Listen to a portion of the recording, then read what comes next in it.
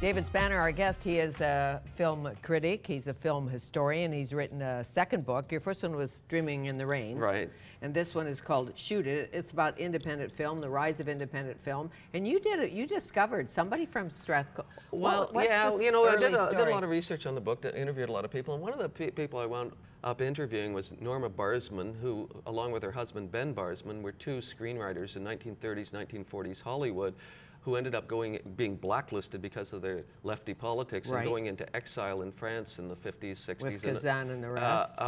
No, I wouldn't say Kazan. Kazan is actually one of the guys on the other side. Oh, he who was, actually named names, and that's right. They weren't particularly fond of him. Yeah, he did. Yeah, he ratted. But she was actually one of the ones who sort of held fairly strong. But they or held strong. Anyway, what happened though is I interviewed her about that whole experience, and it was interesting. In talking to her, she told me that her husband Ben Barsman was a really well-known filmmaker or well-known screenwriter. Actually was born in Toronto and grew up in Vancouver in the old Strathcona neighborhood in the 20s and 30s, and wound up down in Hollywood and wrote some classic films like El Cid. Really? And The Boy with Green Hair. And then he was blacklisted and in exile in Europe for years and years. Fascinating. Yeah, it's interesting. And I actually have just... read it quickly. This is just a very brief... we have to get back to the Oscars. Okay, this is very briefly about how they met in Hollywood at a party at the home of Bob and Sue Rawson, who were pillars of Hollywood's progressive community at the time. Quote, this is from Norma Barsman. Sitting on a fuzzy white chair was a well-tanned guy with a mustache. Very handsome, not very tall. We got to talking, and I didn't like the condescending way that Ben had of talking about women when I said I wanted to direct. I kept getting more and more irritated, and by the time we got to the dessert, I was so angry this guy was attractive to me, I plopped a meringue pie in his face. I knew he would call me, even though I knew how angry he was, and he did. He said, I might cook something you like. And I said, can I bring dessert? Oh, not a dessert. I'll bring wine. He had a little apartment on Vista. We had dinner, and we went to bed, and we stayed in bed for about 3 weeks. So that is how Ben Inside Barsman... every woman is a diva dying to get out. Yes, how great. Well, you know, one thing I thought was important, rather than just writing about the facts and history of globalization of studios and whatnot, I think it's important to put it in the context of human beings and personalities. And so there's also a lot of anecdotes and stories about... Yeah, if this is your movie system, where are your stories? And yeah, there are so many stories. So let's go to Oscars. It's about people. Okay, sorry to be so deeply shallow, but let's go to Oscars. So you say Best Picture, not Midnight in Paris, not Hugo, not The Help, The Artist. Right. That's your pick. Best Actor. I think Brad Pitt's going to win. Really? You know, like I said, the acting field isn't quite as strong as the actress field, but in the group, he gives us a solid performance. And he is Brad Pitt, you know? Yes. And I just, you know, one interesting note about the Academy is 77% of the voters are men, which I thought was an interesting statistic. 77%, yeah, and they're not young totally men, are they? Are they older probably men? Not particularly More young. suits? More suits than other things? But even having said that, despite all that, as out of whack their voting system is, it's probably more democratic than it's even more democratic than other award shows. Award shows. How important is it to the actors today, do you think? The well, Globes, you know, the SAG, the... No, I think, you know, it's going to open some doors for you and whatnot. And, you know, the one thing about the Oscars is a particular craft votes for that craft. So that's what I meant when I said it was a little more democratic. Understand. And Glenn Close turns herself into Albert Nobbs, a guy. Right. And Meryl Streep turns herself into Margaret Thatcher. So, what do you think? An Iron Lady. An Iron Lady. Well, I think Meryl Streep's going to win it. The interesting thing about Meryl Streep, everyone assumes she wins every second year, but she actually hasn't won since Sophie's Choice.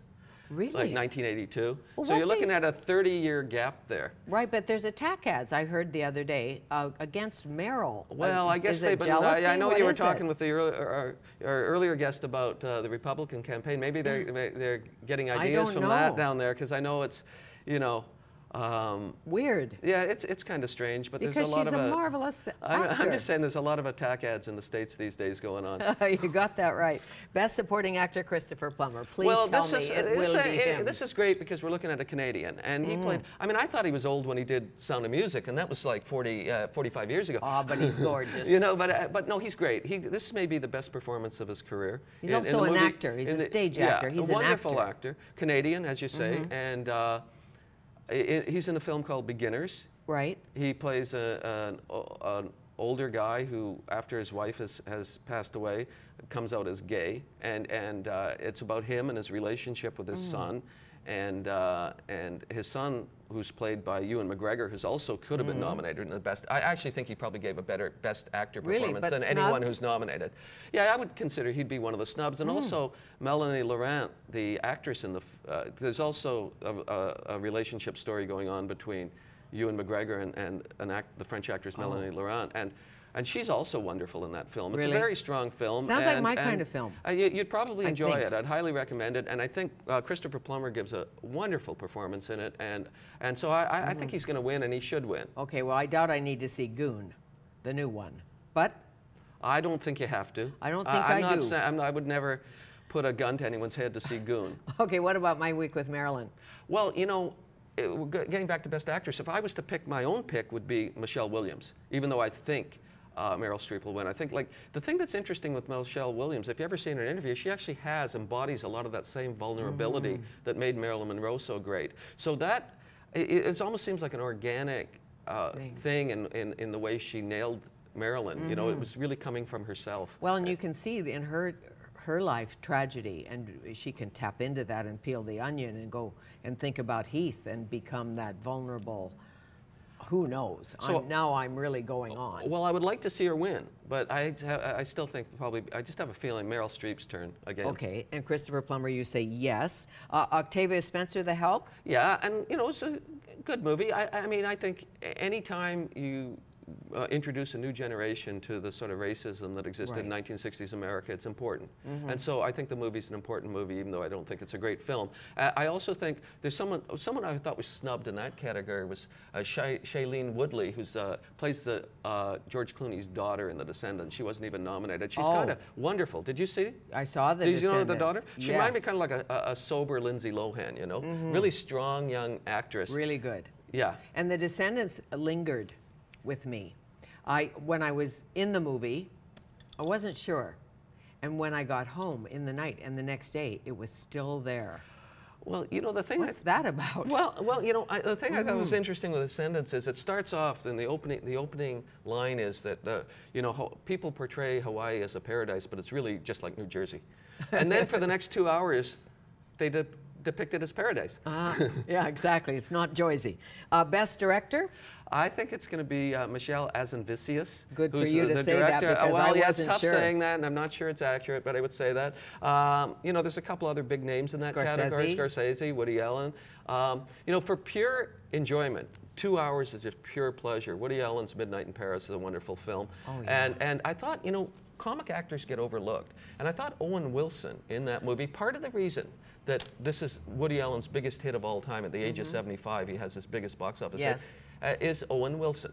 I agree. Back to the Future, and if you're a student of Gertrude Stein and Toklas and whatever, it was special. I think my kids didn't get it completely, and I think that's because they didn't embrace that era so much. So when they went back to the future and the Hemingway and the Steins in Paris, they were going, huh?